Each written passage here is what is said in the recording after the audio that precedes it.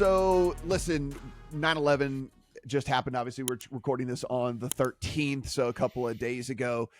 Dustin, there was something at one of the sports books that was up momentarily, got taken down, and in retrospect, you kind of wonder who gave the seal of approval on all of that. Yeah, momentarily. We'll get to that in a second. But DraftKings had a promoted parlay, based on 9/11, having all the New York teams win that night, saying never forget on your little, again, I didn't see it on my DraftKings app, but a lot of people did.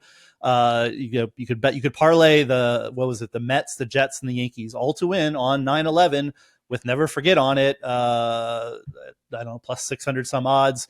Totally tone deaf. I mean, obviously, I don't know, these promoted parlays are not going terribly far up the food chain, but it's a crazy amount of lack of respect for the brand that you're even thinking about running this, because as soon as it gets out in the world, like, people are just dunking on this left and right. I saw it the night, it came out during Sunday Night Football. I think people started seeing it, right? Like, and like, people are like, this has to be fake. Somebody photoshopped this. And but there's multiple versions of it going around. It's like, yes, this is real. This is actually up. And like, they tell you how many people bet on it. Something like 1,000 people bet on this before they actually pulled it down. So momentarily, I don't know, it was up for long enough time that hundreds of people were betting on this parlay. I don't know. The larger story is DraftKings and FanDuel.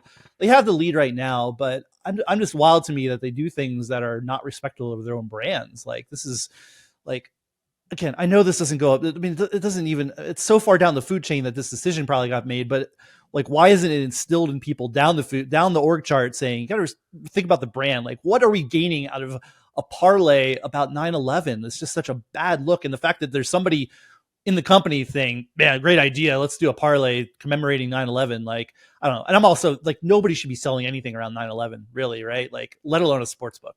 That's like, you don't need to mention 9/11, or you can like put an American flag out and respect that. Do you need to sell something off of 9/11? No, please don't do that. Yeah, Adam, it was.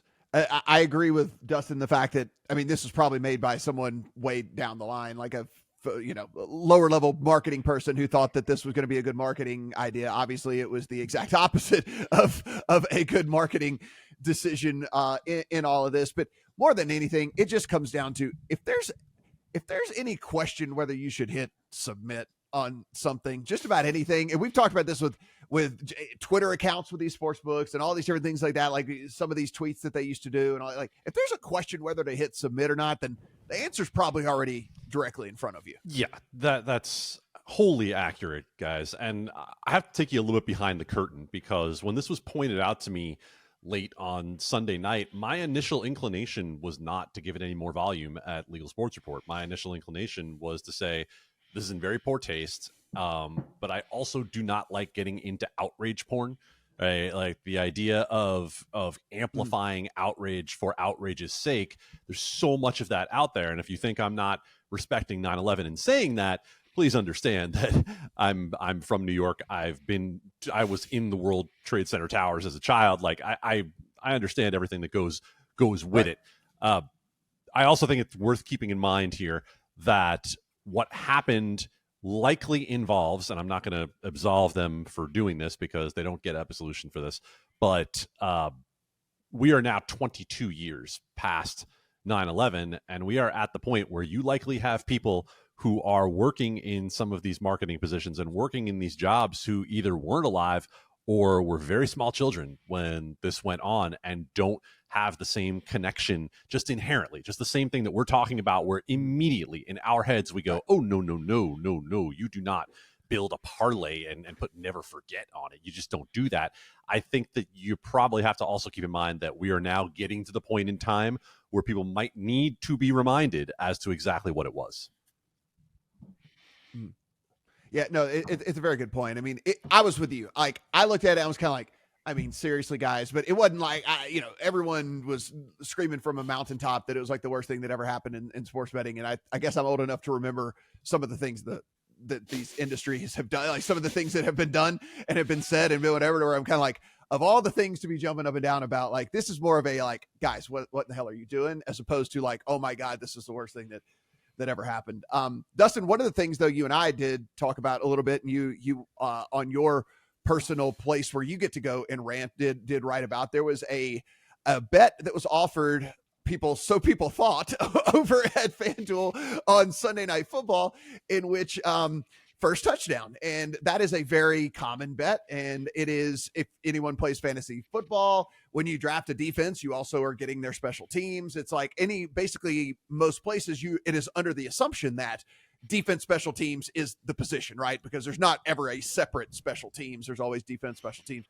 But that was actually not the case for the first touchdown bet. Yeah, well, let's back up. Obviously, the game, Sunday night game, Cowboys Giants, first touchdown scored on a blocked field goal by the Cowboys. Yes, you would normally, and most regulated U.S. sports books, you would have gotten the defense special teams. FanDuel sometime in recent history changed their house rules to say defense does not include special teams. The problem being though that there is literally no way to win this bet at FanDuel. Like as soon as when the special teams scored the first touchdown, nobody won. FanDuel takes all of the bets, which again, they're very, I don't really have sympathy for people who are complaining because it's very clear that you don't get special teams, right? Debatable though. I mean, it's a defensive down maybe, but they're kicking a field goal. It's, most rational people can see that as special teams. The problem is that, again, whether your house rules stay it, regulators are fine with it. Why is FanDuel scooping all the bets and not giving you even a chance to win the bet? Again, I outlined even at the places we don't want to mention, the Bavadas and Bet Online, you can bet the field. Anybody else anybody else who ever takes the field and scores a touchdown, you can place that bet. The problem is that I just don't understand. Again, it goes back. It's almost the same as DraftKings to me. It's why are you damaging the brand for nothing? I understand some of the reasoning. You don't want to pay out both a player and the special teams potentially on a first touchdown bet. Sure, but find other ways around it. You can, you could say nobody won the bet. You can pay the next touchdown that scored. Any of these things. Instead, we have this bad look that I don't know how. I mean, obviously, I amplified it a little bit, but there's a lot of pissed off customers at FanDuel for a minuscule amount of money that you're not helping your brand by doing this. You're making, I don't know, 4 or 5 figures or saving money. Who cares? You're making bazillions of dollars a year. Just find a way to pay people on the first touchdown bet and be done with it. Instead of making me yell at you for it. Adam, I think as people who bet regularly, we would say that a market in which there is an outcome in which you cannot win, that there is absolutely no way to win it, is probably a bad market.